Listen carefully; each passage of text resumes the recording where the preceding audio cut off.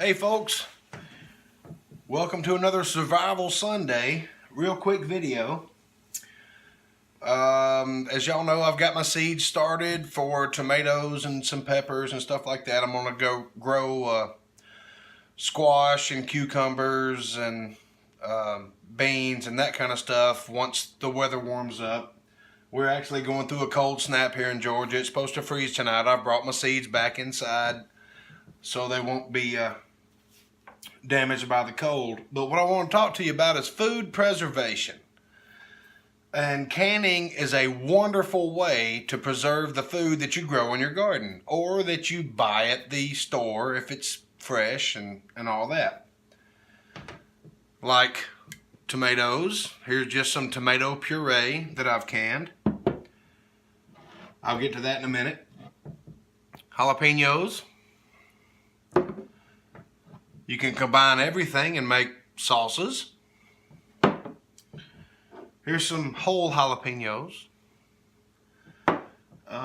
Here's some beans that I've made with, there's cayenne pepper and garlic and everything else in here. We call them dilly beans down here in the South. I don't know what everybody else calls them. And you got your good old green beans.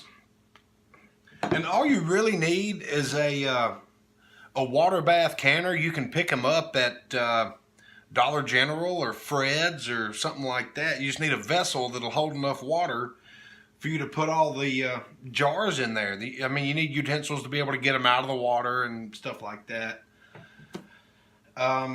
It's not that hard. Everybody finds themselves with a whole lot of vegetables left and they don't know what to do with them. You can make pepper jelly.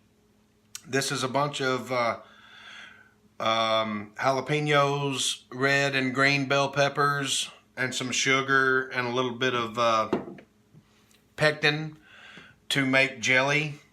You know, you can make all this stuff. Cucumbers, aka pickles, and you can even make them a little decorative, you know. And if you've got a bunch of habaneros left over, which I have labeled as hot, you can make some habanero salsa and stuff like that. It's really not that hard.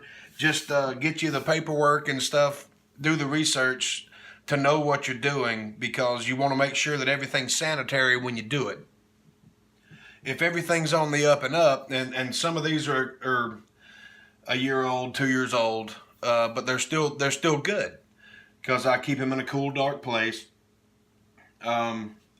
This is actually homemade hot sauce from cayennes, vinegar, tomatoes, just using up what we had left laying around. If y'all are actually into that, looking into it, the best piece of information that I could ever give you is the Ball Blue Book of Canning. There's all kinds of recipes in here for anything you want to. Whether it's pressure cooker or water bath canning. Water bath, you can do most of your acidic foods like tomatoes, peppers, that kind of stuff. They recommend pressure canning for all your meats, fish, non-acidic vegetables. But luckily for me, my grandmother figured out a way, because green beans are not acidic. She figured out a way to make these where we can do those in a water bath canner. So I've got a bunch of green beans put away, and I've had some, God bless her, she's been passed away since 2010, and I'm still eating some of her green beans. These are mine that I've canned following her instructions, but I'm still eating some of hers because you want to get rid of the older stuff first, and never had a problem.